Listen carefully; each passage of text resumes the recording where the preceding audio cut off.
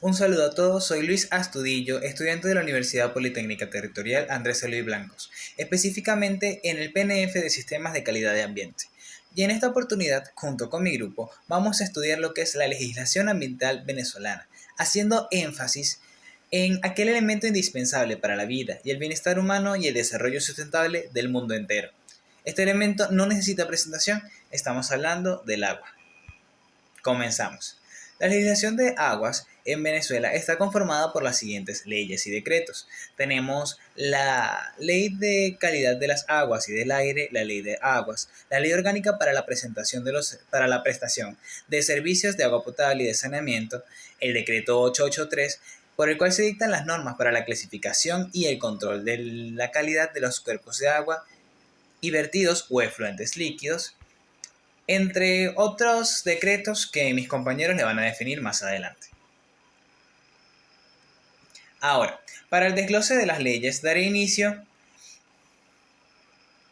con el fin de analizar cada una de ellas y cómo promueven desde diferentes aspectos la conservación, protección, aprovechamiento sustentable y recuperación de este vital elemento. La primera ley que vamos a analizar es la Ley de Calidad de las Aguas y Aire, que podemos encontrar en la Gaceta Oficial de la República Bolivariana de Venezuela número 6207 del 28 de diciembre del 2015. En el título 1, Disposiciones Generales, encontramos el artículo número 1, el cual expresa el objeto de esta ley. Ahora, la presente ley tiene por objeto establecer las disposiciones sobre la gestión de la calidad del agua y del aire, involucrando las molestias ambientales y las condiciones bajo las cuales se debe realizar el manejo de los residuos líquidos y gaseosos con el fin de proteger la salud de los seres vivos y los ecosistemas. En el artículo número 2 nos refleja qué es la calidad de agua según esta ley. Tenemos que la calidad de agua constituye un conjunto de parámetros físico-químicos y bacteriológicos que determinan la potenciabilidad de los usos de los cuerpos de agua con fines específicos. Ahora, estos parámetros los plantea esta ley como el oxígeno disuelto, la demanda bioquímica de oxígeno, fosfatos, sólidos suspendidos, pH, coliformes, fecales, entre otros agentes patógenos. Y también expresa que el Ejecutivo Nacional es quien establece mediante decretos los parámetros de la calidad de agua, supongo que según los usos que se le puede dar a la misma. En el artículo 3 nos explica qué comprende la gestión de la calidad del agua. Ok, el artículo plantea lo siguiente, que la gestión de la calidad de agua comprende los aspectos en relación a su clasificación, atendiendo a las características según sus diferentes usos.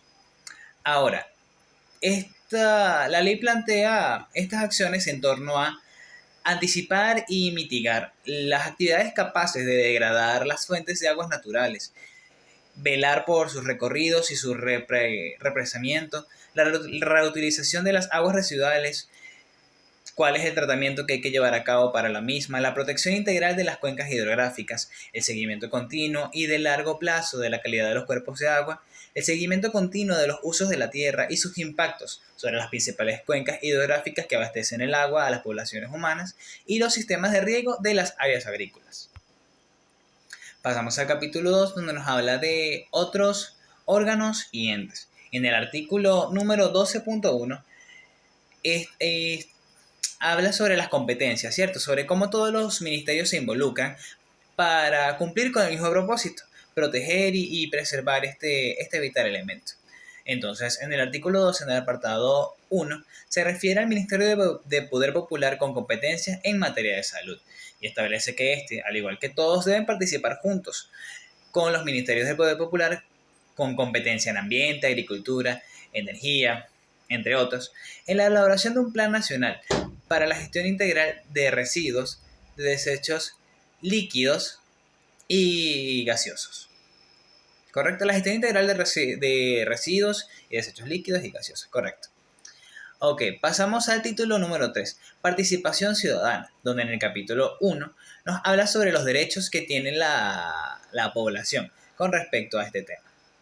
En el proceso de la gestión de la calidad del agua y del aire son derechos de las personas, tenemos que esta ley establece el derecho de las personas sobre el acceso a un servicio de agua libre de residuos y desechos líquidos y gaseosos. Hablamos de un apartado que muy poco se cumple.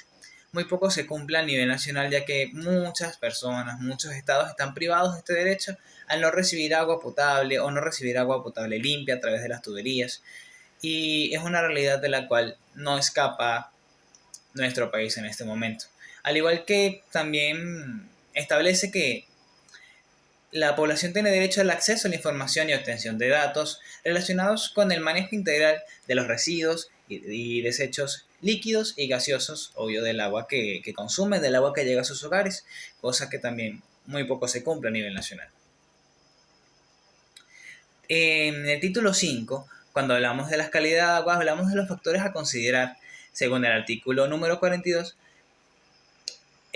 son las relaciones causa y efecto entre las fuentes contaminantes y calidad de agua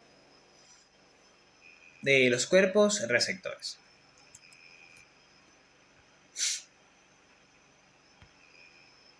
Ok, vamos a la segunda ley a analizar. Estamos hablando de la ley de aguas, que podemos encontrar en la Gaceta Oficial de la República Bolivariana de Venezuela, en número 38595, del 2 de enero de 2007. Como en el artículo número 1 tenemos las disposiciones generales. Estamos hablando del objeto de esta ley, el cual es establecer disposiciones que rijan la gestión integral de las aguas. Ahora, ¿qué es la gestión integral de las aguas? Según el artículo número 3, la gestión integral de las aguas comprende, entre otras, el conjunto de actividades de índole técnica, científica, económica, financiera, institucional, gerencial, jurídica y operativa, todas estas dirigidas a la conservación y aprovechamiento del agua en beneficio colectivo, considerando las aguas en todas sus formas y los ecosistemas naturales asociados, las cuencas hidrográficas que las contienen, los actores e intereses de los usuarios o usuarias, los diferentes niveles territoriales de gobierno y la política ambiental, de ordenación de territorio y desarrollo socioeconómico del país. Esto es lo que, según la ley, expresa como gestión integral de las aguas. Ahora, dicho esto, ¿cuáles serán los principios? Me refiero al soporte de esta ley. Bueno, según el artículo 5 de la misma, primeramente reconoce que el acceso al agua como derecho humano fundamental. Reconoce el agua como un elemento insustituible para la vida. Y por último, que el agua es un bien social, el cual el Estado debe garantizar su acceso a todas las comunidades urbanas, rurales e indígenas según sus requerimientos. En el artículo 11 te habla de los criterios sobre cómo lograr cumplir con este propósito. Entonces te habla de las actividades para poder garantizar la disponibilidad en cantidad. Según esta ley, nos invita a realizar extracciones de agua ajustadas al balance de disponibilidad y demanda de las fuentes correspondientes, el uso eficiente del recurso, la reutilización de aguas residuales, el manejo integral de las fuentes de aguas superficiales y subterráneas, entre otras. Esto es lo que nos establece la ley de aguas, la gestión integral de aguas, cuál es su soporte y cómo lograr obtener, garantizar la disponibilidad en cantidad del agua potable para toda la población. Por último, le analizar de mi parte, tenemos la ley orgánica para la prestación de los servicios de agua potable y saneamiento, que podemos encontrar en la Gaceta Oficial número 5568 del 31 de diciembre del 2001. Primeramente, ¿qué se entiende por servicio público de agua? En el artículo número 6 lo expresa y nos comenta que el servicio público de agua potable es la entrega de agua a los suscriptores o usuarios mediante la utilización de tuberías aptas para el consumo humano, incluyendo su conexión, medición, así como los procesos asociados de captación, conducción, almacenamiento y potabilización. Ahora, ¿qué entendemos por servicio público de saneamiento? Tenemos que es la recolección de tuberías de las aguas servidas de los domicilios, incluyendo su conexión, así como los procesos asociados de conducción, tratamiento y disposición final de dichas aguas servidas. Como objeto, el objeto de esta ley es, según el artículo número 1 de la misma, Regular la prestación de los servicios públicos de agua potable y de saneamiento. Establecer el régimen para así poder llevar el control y la evaluación de tales servicios y promover su desarrollo en beneficio general de los ciudadanos, de la salud pública, de la preservación de los recursos hídricos y la protección del ambiente.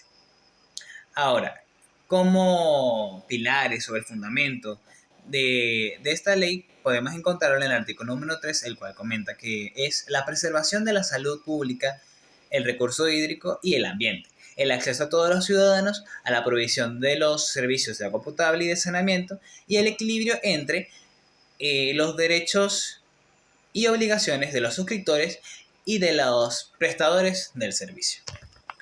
Estas leyes nos hablan sobre el derecho que tenemos todos los pobladores de consumir, de tener acceso a agua limpia, agua potable que podamos usar en nuestros hogares, en nuestro día a día, para el desarrollo sustentable del país. Y son leyes que realmente se han visto quebrantadas en el transcurso del tiempo hasta la actualidad. Mas es importante siempre tener conciencia de que estas existen y están para indicarnos el camino. Están para indicarnos cómo tenemos una responsabilidad tanto del Estado, los prestadores de servicio, los suscriptores, los usuarios que consumimos de esta agua, para poder llevar a cabo esta guía que, si cada uno coloca su parte, si cada uno coloca su granito de arena, podemos llegar a obtener todos los beneficios y que se cumplan los derechos que tenemos los pobladores de tener agua potable en nuestros hogares, de que el Estado garantice esta función de parte de nosotros y que todos podamos tener conciencia de cómo el agua es un vital líquido, cómo debemos protegerla y bueno, siguiendo estas guías, siguiendo estos pasos que nos da la ley, podemos cumplir con nuestro propósito. Ahora, los dejo con mis compañeros que les seguirán describiendo cada una de las leyes que conforman la legislación de agua. Muchas gracias. Bueno, le habla una Iris Escalona. En esta oportunidad les voy a conversar sobre el decreto 883, normas para la clasificación y el control de la calidad de los cuerpos de agua y vertidos o efluentes líquidos. Este decreto, una descripción general, tiene como fin establecer las normas para el control de calidad de agua y efluentes líquidos, la clasificación de las aguas, parámetros permitidos para poder medir la calidad de agua y de esta manera clasificarla. En mi opinión general, o decir personal, este decreto es la base fundamental para la calidad de agua, es decir, para poder tener los patrones de calidad de agua permitidos en Venezuela y que nos permite tener unas referencias para poder ver a qué tipo de agua pertenece o cómo podría clasificarla y cómo podría utilizarla. Luego de que tiene esta descripción general, el decreto hace la clasificación de las aguas, que es una parte medular de este decreto y que vamos a tener en cuenta para las siguientes normas. Y es que existen diferentes tipos de agua de acuerdo a su uso, de acuerdo a sus características y de acuerdo a los niveles de acondicionamiento. En este caso tenemos el tipo 1, que es uso doméstico e industrial de consumo humano. Este es todo el tipo de agua que sea destinada para consumo humano o industriales que produzcan algún producto que necesite agua y que vaya destinado a consumo humano. Es decir, por lo menos las empresas de alimentos tienen que tener este tipo de agua, tipo 1. Entonces, este tipo 1 tiene tres subtipos, que son el subtipo 1A, subtipo 1B y subtipo 1C. Y esta clasificación se debe al tipo de acondicionamiento que yo voy a darle. Por ejemplo, el subtipo 1A se pueden acondicionar con desinfectantes. El subtipo 1B se pueden acondicionar con métodos convencionales, coagulación, floculación, sedimentación, filtración y cloración. Y el subtipo 1C ya es una potabilización no convencional del agua. Esto para el consumo humano. Luego tenemos el tipo 2, que es para usos agropecuarios, que es donde tenemos si se va a utilizar para riegos, que son riego de vegetales de consumo humano, y si es riego para cualquier otro tipo de cultivo y uso pecuario, que es por eso que se ve allí la vaquita, que es por temas de cómo se hace a nivel agroindustrial el uso del agua. Luego tenemos la clasificación tipo 3, que es para la cría y explotación de moluscos que se consumen crudos. Entonces el tema aquí es un tema del tipo de consumo que va a tener ese producto que tengamos con ese tipo de de explotación en el agua. En el tipo 4 tenemos aguas destinadas a balnearios, deportes acuáticos, pesca deportiva, comercial y la subsistencia. Este tipo 4 también tiene dos subdivisiones, que es subtipo 4A y subtipo 4B, pero en este caso se debe al contacto que va a tener esta agua con el ser humano. Si el contacto humano es total o el contacto con el humano es parcial. Luego tenemos el tipo 5, que son aguas destinadas para usos industriales, que no requieren agua potable. Luego tenemos el tipo 6, que es navegación, que son aguas destinadas a navegación y generación de energía. Y luego tenemos el tipo 5, que son aguas destinadas al transporte, dispersión y desdoblamiento de poluentes o contaminantes. Luego la norma coloca allí los parámetros, que son los fundamentales para tener, es decir, nuestra referencia prácticamente, que nuestro diccionario a nivel de calidad de agua nos los brinda a través de los parámetros de calidad, donde nos dicen cada subtipo que nombré anteriormente, el tipo, es decir, los parámetros que se toman en cuenta y cuáles son los límites o el rango máximo en donde debe estar ese valor para poder corresponder a ese tipo. Con estos valores podemos identificar a qué grupo pertenece el agua, qué tan contaminada está, que nos da factores como el oxígeno, el pH, color, turbidez, nos da ciertos aspectos biológicos, en qué factores, por lo menos los coliformes, en qué límites tienen que estar, factores químicos, cómo tienen que estar, cuáles son los valores permitidos. Todo eso lo tiene allí el decreto 883, es decir, por eso es nuestra referencia a la hora de hacer calidad de agua. Luego tenemos la parte del control de los vertidos líquidos, que está en la parte del artículo 7, y dice cómo se agrupan y cómo se dividen.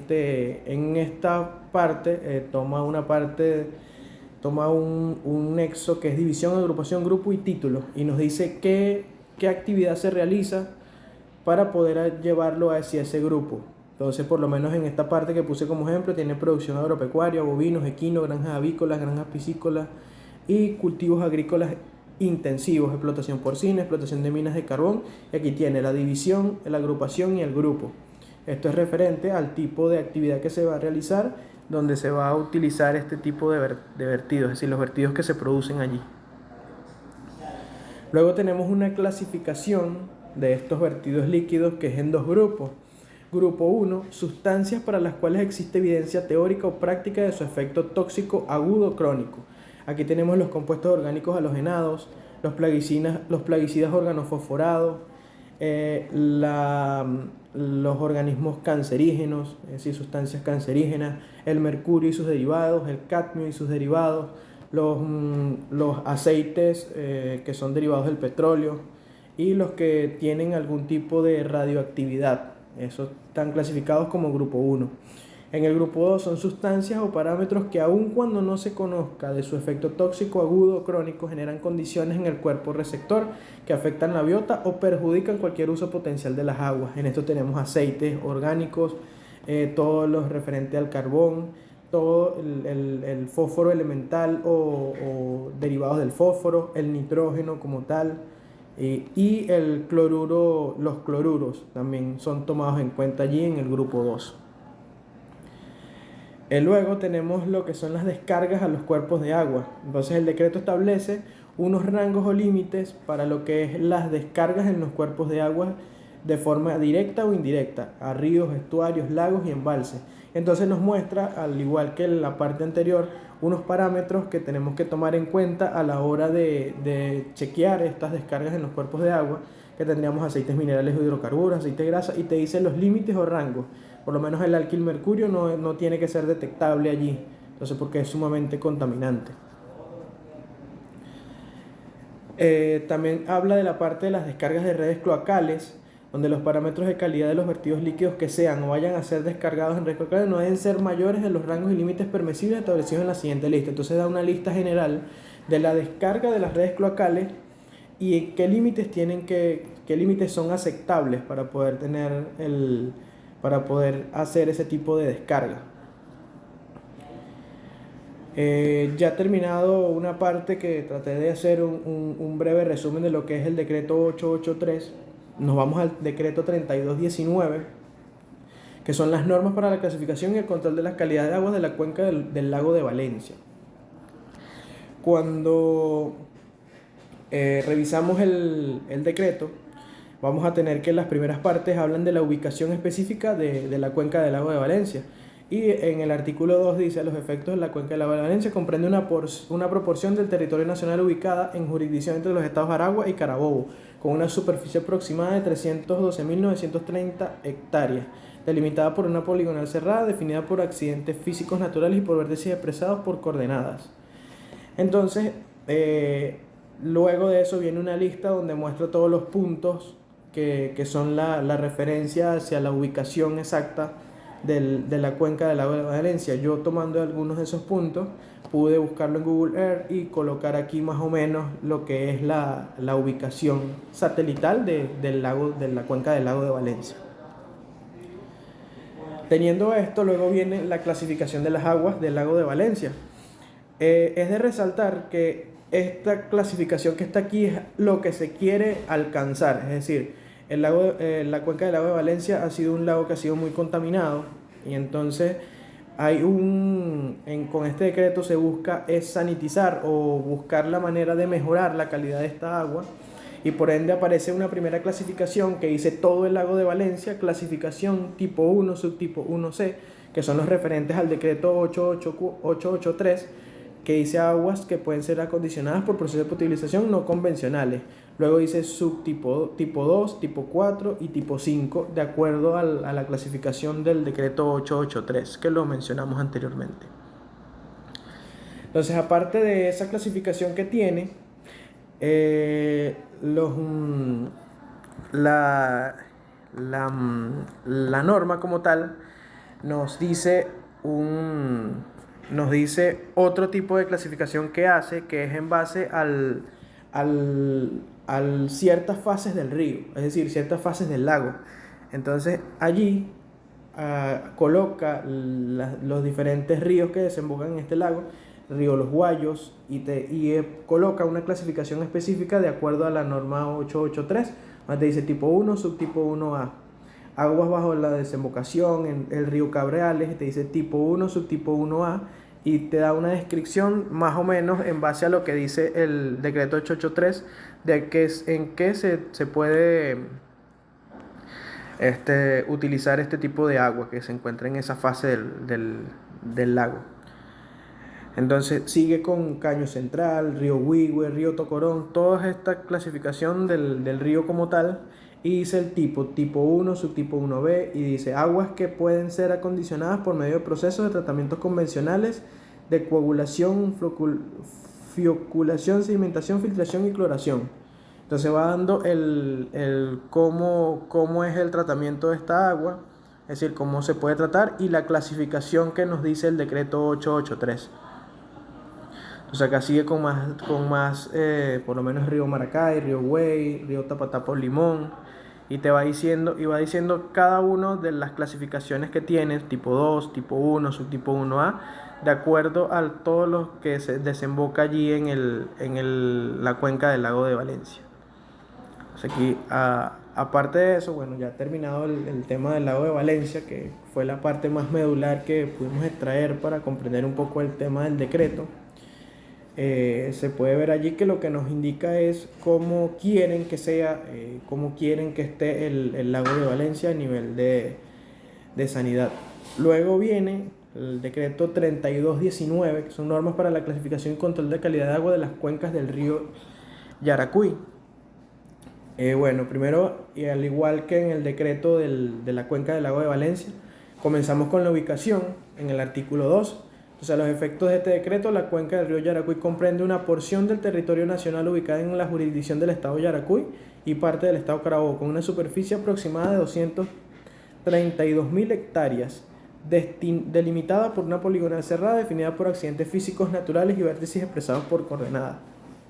Acá compartí un mapa que es de Fudeco, donde aparece todo lo que comprende la cuenca del río en relieve, y en la parte, en el cuadrito más pequeño, aparece la ubicación en Venezuela, es decir, el mapa de Venezuela completo y cómo está a nivel de estados. Entonces, y coloqué aparte donde se delimita el río y todo el tema en relieve, todo el mapa en relieve de la cuenca del río Yaracuy.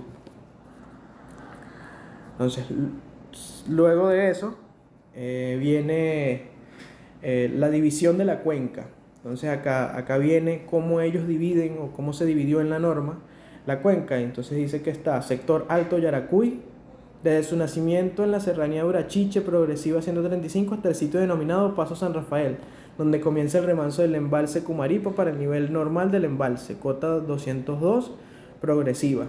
Luego el embalse Cumaripa, también dice el embalse Cumaripa entre las progresivas 118 y 110, todo esto son coordenadas, medio Yaracuy, bajo Yaracuy, desembocadura. Así dividen ellos entonces las fases, o se podría decir las fases de la cuenca. Y luego, en base a eso que nombramos anteriormente, nos dice cómo está la clasificación de agua en esas fases. Por lo menos en el sector Alto Yaracuy tenemos una clasificación tipo 1, subtipo 1A. Y te da una descripción en base también al decreto 883. Por eso yo decía que el decreto 883 es casi que la piedra fundamental, o como dicen los arquitectos, la piedra angular de la construcción. Es decir, ahí están todos los parámetros que nosotros necesitamos para clasificar el agua, para hacer calidad de agua, para todos los parámetros referenciales están allí. Entonces dice, por lo menos en el sector Alto Yaracuy, tipo 1, subtipo 1A. Aguas que desde el punto de vista sanitario pueden ser acondicionadas con la sola adición de desinfectantes, como lo vimos en el decreto 883, embalse Cumaripa tipo 1, subtipo 1B, tipo 2, subtipo 2B y tipo 4, subtipo 4B. Entonces dice aguas que pueden ser acondicionadas por medio de tratamientos convencionales, coagulación, floculación. En el tipo 2B tenemos aguas destinadas a usos agropecuarios, aguas para el riego, cualquier otro tipo de cultivo y para uso pecuario. Aguas destinadas a balnearios, deportes acuáticos, pescas deportivas. Eso es lo que está en la parte del embalse de Cumaripa. Luego tenemos en medio Yaracuy tipo 2 y subtipo 2B, que son aguas tipo 2 y subtipo 2B, que son aguas destinadas a usos agropecuarios, aguas para el riego. En tipo 5, aguas destinadas para usos industriales que no requieren de agua potable. En bajo Yaracuy tenemos aguas tipo 2 y subtipo 2B, que son aguas destinadas a usos agropecuarios, tipo 5, que son aguas destinadas a usos industriales que no requieren de agua potable. Y en la desembocadura tenemos tipo 4 y subtipo 4A, aguas destinadas a balnearios, deportes acuáticos, pesca deportiva, comercial y de subsistencia, agua para el contacto humano total. Bueno, ya ese fue toda mi presentación. Espero les haya gustado. Hola, muy buenos días. Mi nombre es Daniel Linares y continuando con la exposición de mi compañero sobre la legislación ambiental del agua en Venezuela, voy a presentarle marco legal ambiental sobre la ley política ambiental y la ley penal ambiental en Venezuela. En estas se establecen leyes, decretos en cuanto al agua insumo, emisiones atmosféricas, efluentes y descargas finales, residuos y desechos peligrosos y no peligrosos que se generan en la ejecución, realización de todo proyecto. En esta vamos a hablar un poco sobre el decreto 1400. En esta se establecen las normas sobre la regulación y el control del aprovechamiento de los recursos hídricos y los recursos hidrográficos. Esta tiene como objetivo desarrollar las disposiciones sobre recursos hídricos y cuentas hidrográficas contenidas en la Ley Orgánica Ambiental, Ley Orgánica para la Ordenación del Territorio y Ley Forestal de Suelos y Agua, mediante el establecimiento de regulaciones relativas a su conservación y racional aprovechamiento. También voy a hablarle un poco sobre el decreto número 750. En esta se establecen las normas sobre la vigilancia, inspección y control de obras hidráulicas afectadas al servicio de abastecimiento de agua a las poblaciones. En esta se establece como objetivo las actividades de vigilancia, inspección, control que deberán programar y ejecutar las empresas hidrológicas regionales y, en su defecto, las entidades públicas, privadas, regionales o municipales que asuman la administración del servicio. También tenemos el decreto 125, en el cual se establecen las normas complementarias para la adecuación progresiva de las actividades que generan vertidos líquidos a los parámetros actuales de la calidad ambiental. Esta se establece en el decreto 883, pero yo le quiero dar un ejemplo en una empresa para que ustedes los vean en vivo. Buenas tardes, mi nombre es Dani Linares. Hoy voy a presentarle un pozo perforado aquí ubicado en la localidad de Chivacoa, en Alimentos Polar. Le voy a enseñar cómo está el uso de un pozo perforado para el aprovechamiento del recurso hídrico, como lo establece el decreto 1400. Aquí, como pueden ver, está la cerca perimetral cumpliendo las especificaciones de losa y el perímetro cercado. Aquí también podemos ver que cumple con el distanciamiento para cercas y linderos entre el pozo y los linderos de la localidad de la planta. También se puede observar que no existen juntas ni grietas donde pueda haber una percolación de aguas residuales o algo hacia los acuíferos.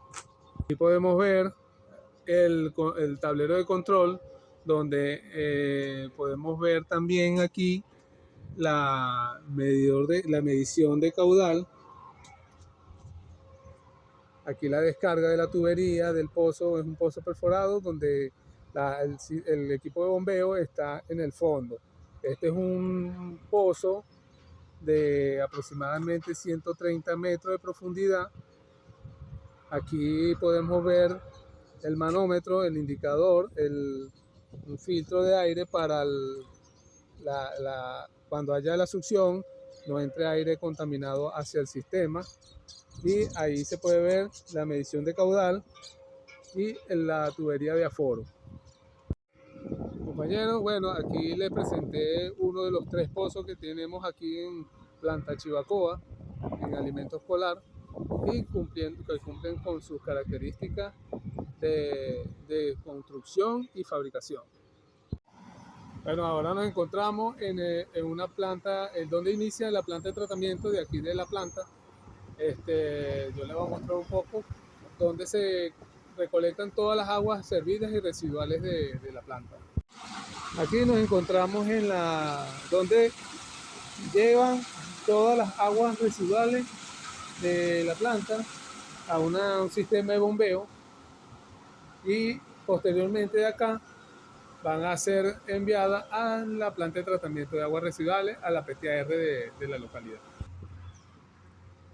Aquí, bueno, es la estación de bombeo, donde es enviado todas las aguas residuales de aquí de la planta Chivacoa. Bueno, una vez enviado de la estación de bombeo, entran aquí las aguas residuales, donde pasan por un canal que se le denomina desarenador. Ella aquí va decantando los sólidos, las arenas, las tierras que vienen en los sedimentos, y para luego llegar a la piscina de aireación, que a través de las tuberías y gravedad pasan y entran hacia la piscina de aireación. Aquí, ¿qué es lo que tenemos? Un proceso anaeróbico con aireación de los lodos, que a través de ello hacen la biodegradación y van sedimentando en el fondo. También tenemos otra alternativa de tratamiento de aguas residuales, que es a través de las plantas de vetiver. Estas tienen una capacidad de absorción de nitrógeno, fósforo, de QO, y de disminuirla, están sembradas, son flotantes a través de las raíces, absorben y van purificando el agua. También tenemos la ayuda de los sistemas motores de aireación que aportan oxígeno al agua para que los microorganismos vayan consumiendo esa materia orgánica que viene en el agua y complementada con el sistema de vetiver. Una vez pasado el proceso de aireación del bioreactor, viene hacia el clarificador. Esto lo que hace es, a través de esta estructura, va sedimentando los lodos que vienen del proceso aeróbico y lo va decantando y va saliendo el agua ya bastante clara y con valores de DQO, nitrógeno, fósforo, contaminantes en el agua que cumplen con las especificaciones establecidas en el decreto 883. Nosotros le hacemos acá la caracterización y va para una quebrada que descarga hacia la represa de Cumaripa.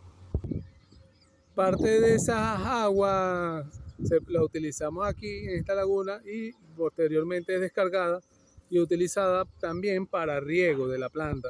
Aquí se puede observar la fauna que tenemos con paticos, tenemos también una fauna silvestre viviendo y haciendo sus nidos acá. Una vez para descargar se le dosifica hipoclorito de calcio al agua a través de estas tuberías y vamos a dosificar eso para hacer la desinfección de las aguas.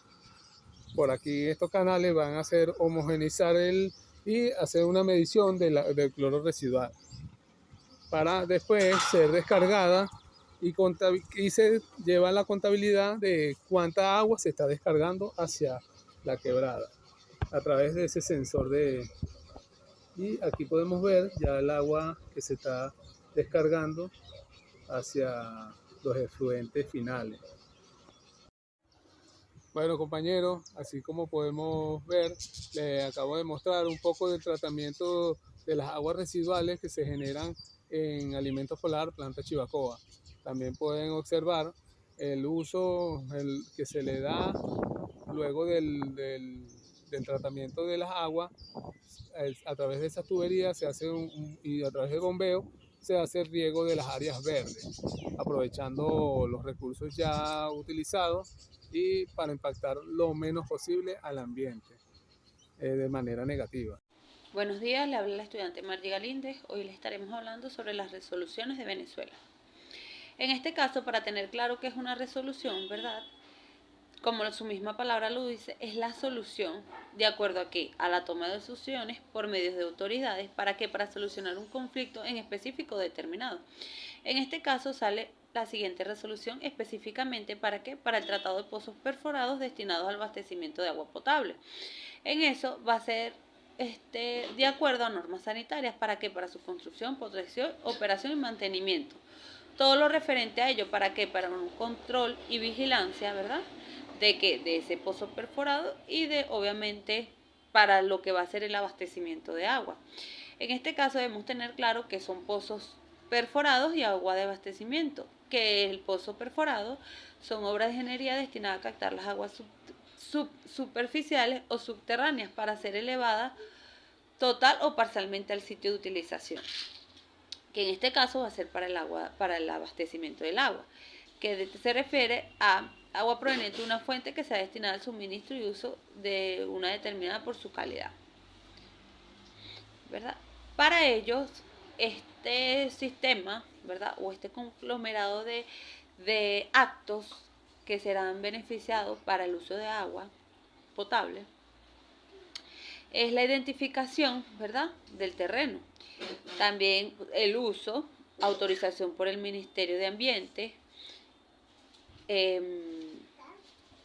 una constancia de referente a la empresa, un plano y obviamente la aprobación del Ministerio de Sanidad y Asistencia Social, ¿verdad? Pero, ¿para qué se hace esto? O sea, esta resolución busca de que las aguas estén, 1, libres de una fuente de contaminación, 2, que deben estar ubicadas en una sola, inundables, 3, no deberá presentar fisuras, grietas, fallas o cavernas. ¿Por qué? Porque esto implica de que ellas estén propensas a contaminarse. Distancias mínimas, residuos líquidos, ¿verdad? Y deberán someterse a desinfección. ¿Por qué? Porque si ocurre alguna de estas fallas o estas operaciones, como lo dice la ley, operaciones, mantenimiento, todo lo referente a ese control y vigilancia haya sido mal manejado, entonces deberá someterse a una desinfección. Sin embargo, aunque se le hagan esos exámenes microbiológicos y todo el proceso que con esto lleva para hacer una buena certificación de que están aptas para el consumo, ¿verdad? Deberá estar siempre con este control para evitar estas dichas fallas, pero siempre hay un plan de emergencia, ¿verdad? Para que no suceda, y si suceda, poder reaccionar. Por eso siempre hay que estar en constante vigilancia. También nos encontramos, ¿verdad?, con lo que son un sistema nacional como de emergencia de atención fundamental. ¿Qué quiere decir esto? Que su enfoque va a ser en mantener o mejorar los niveles de cantidad y calidad del agua. Propósito, garantizar el ciclo hidrológico natural y la mejora de reducción de sedimentos, ¿verdad? La otra resolución, ¿verdad?, que son obviamente las normas sanitarias para el control del agua potable, transportadas en camiones de cisternas, publicadas en la Gaceta de la República de Venezuela, 35.827. Como ya lo dije anteriormente, obviamente estas resoluciones son específicas. En este caso específico es por el transporte del agua en la cisterna, ¿verdad? En este caso, ¿verdad?, que es el uso de los camiones cisternas, constituye una medida de emergencia de aprovechamiento para el uso de agua potable. Por esto el ministerio, ¿verdad?, ella a los vehículos de transporte de los tanques personales, de manera que lleven a cabo las medidas de condiciones sanitarias, o sea, que todo esté resguardado bajo estos lineamientos de controles para que en estas cisternas, ¿verdad?, no haya lo que sea una contaminación y todo esto, sino que estén bajo esa permisología que el ministerio está exigiendo. Sobre todo también los sitios de llenado y limpieza y desinfección tanto del sitio de llenado como de los camiones de cisterna, siempre enfocados a la descontaminación, para que en estos dos procesos, ¿verdad?, que se hagan, estén fuertemente aptos para el consumo de estas personas. En este caso tenemos varios ejemplos, ¿verdad?, que son los llenaderos de agua, que muchas veces estamos presenciándolo.